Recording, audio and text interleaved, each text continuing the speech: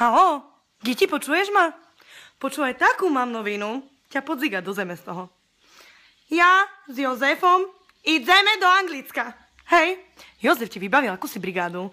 Tak ideme letecky zarobiť nejaké bubačiky, zoceliť manželstvo. Hej, čo ty na to bol? Počkaj, Giti, pre Boha, rezne ti mi horia.